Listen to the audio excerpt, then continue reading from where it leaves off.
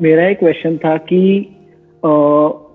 Like कुछ भी कोई कॉम्प्लेक्स प्रॉब्लम आती है कि कोई भी जिसमें I have to think a lot, क्योंकि और अभी इतनी सारी मतलब everything is so convenient to अस।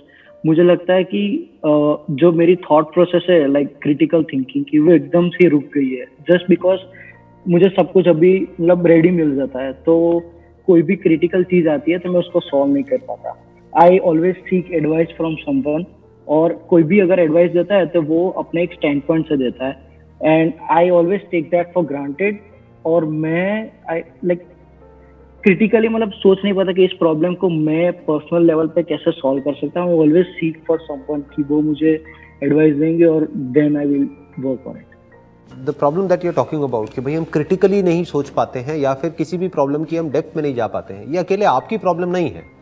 जो आपकी जनरेशन है ना, ये मतलब you must be around 22, 23 if I am not wrong, right? 21, right. हाँ, तो ये जो एज ग्रुप है ना, ये जो 20-22 साल की एज ग्रुप है, इस एज ग्रुप में बहुत लोगों को ये प्रॉब्लम आ रही है कि मतलब माइंड एक जगह पे टिकता ही नहीं है।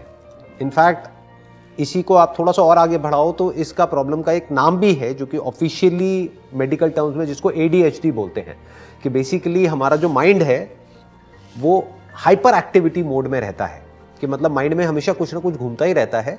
और अगर हमको अपने माइंड को एक जगह पे टिकाना हो, लगाना हो, तो वो हो नहीं पाता है।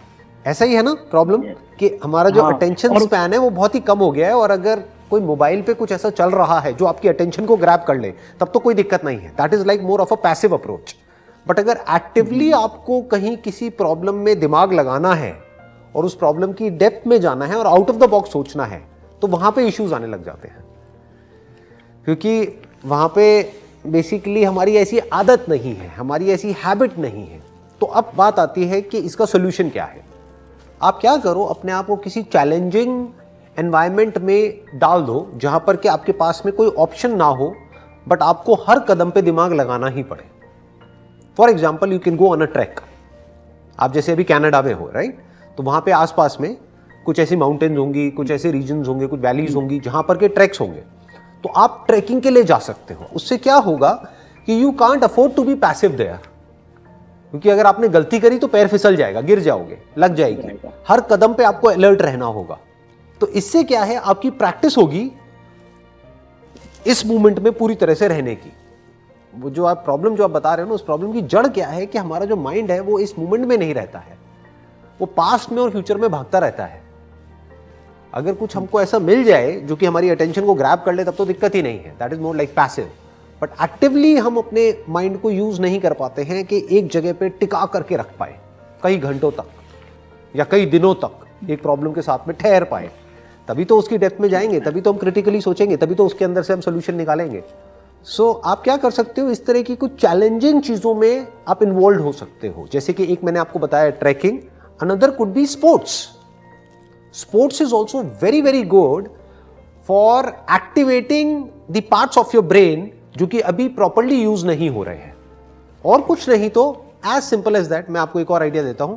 कोई बुक है, मान लो आपने कोई बुक पढ़ी, तो उस बुक की आप एक समरी बना करके यूट्यूब पे अपलोड कर सकते हो। अब आपका सवाल होगा कि इससे क्या फायदा होगा, कौन देखेगा, कौन नहीं देखेगा। That is not important. Important is कि आप एटलीस्ट कुछ एक्टिवली कर रहे हो।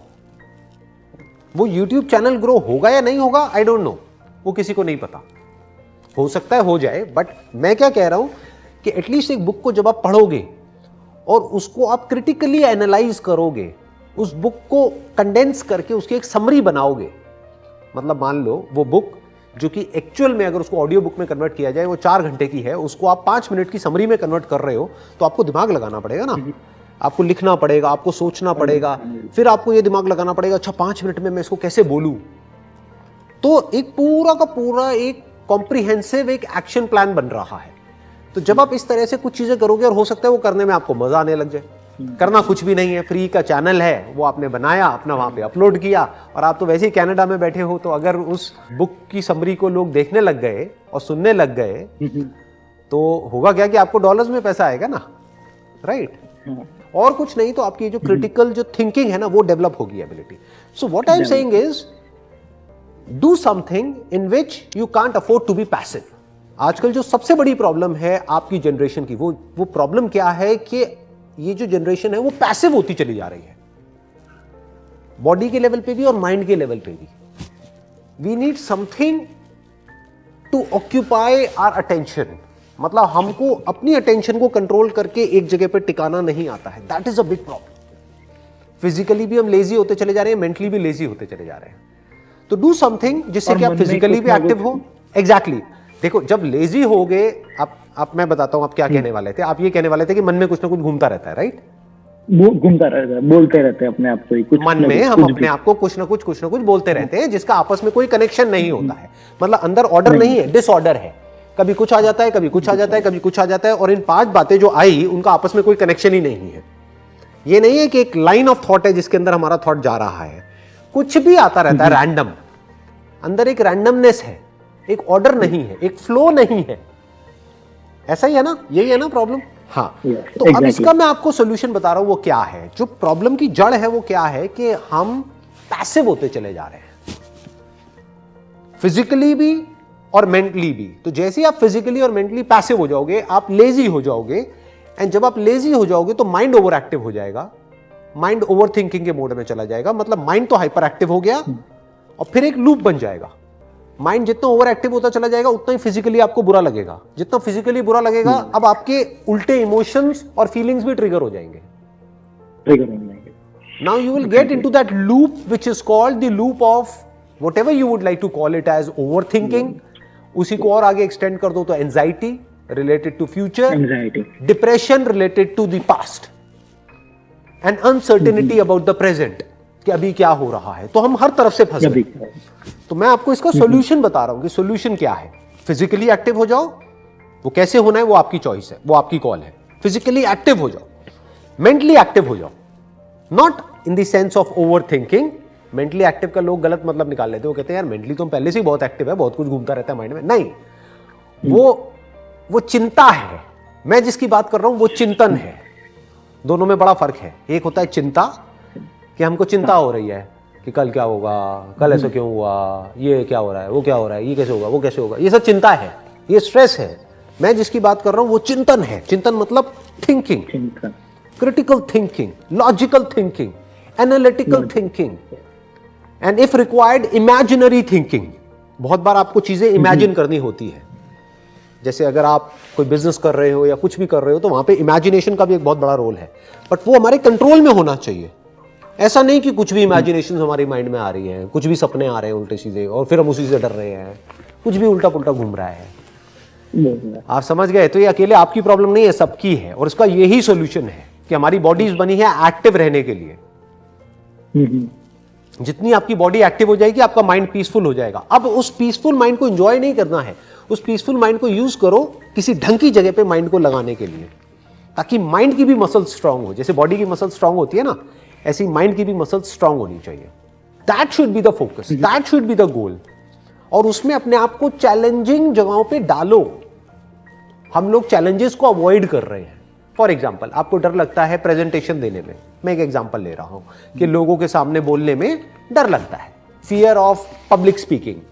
बहुत लोगों के अंदर ये डर होता है। और कुछ नहीं तो एक कैमरा लगाओ। कैमरा भी क्या लगाना है, आजकल तो मोबाइल में सबके कैमरा है। मोबाइल लगाओ और अपनी एक प्रेजेंटेशन दो। अपने आप को चैलेंज करो कि आज मुझे क्या करना है। आज मुझे एक प्रेजेंटेशन तैयार करनी है 5 मिनट की। उसको कौन देखेगा, दैट इज नॉट इंपॉर्टेंट। कोई नहीं देखेगा, मैं खुद देखूंगा। मैं देखूं तो सही, मुझे पता तो लगे मेरा लेवल क्या है। ये गेटिंग? हाँ, तो कुछ ऐसी चीजें करनी होती हैं। जरूरी नहीं है कि वो एक पैटर्न में हो या वो बिल्कुल उस तरीके से हो जिस तरीके से सब करते हैं। यानी कि मैं ये करूंगा, मैं ये करूंगा, फिर मैं जॉब करूंगा। ये तो सभी सोच रहे हैं ना इस तरीके से। मैं क्या कह रहा हूं, do something which challenges you as a person, जो आपकी लिमिट्स को पुश करने के लिए आपको इंस्पायर करे।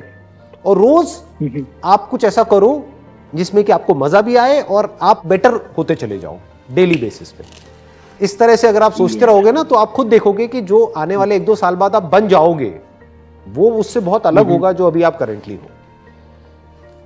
That will be a much better version. जैसे वर्जन आते हैं ना एप्स में, ऐसे ही आपका एक नया वर्जन आएगा। हाँ, कोशिश करो हर हफ्ते में या हर महीने आपका एक नया वर्जन आना चाहिए।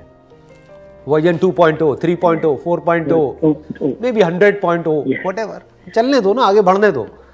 तो अपने वर्जन को कॉन्स्टेंटली इंप्रूव करते रहो, उस पर फोकस रखो। Yes.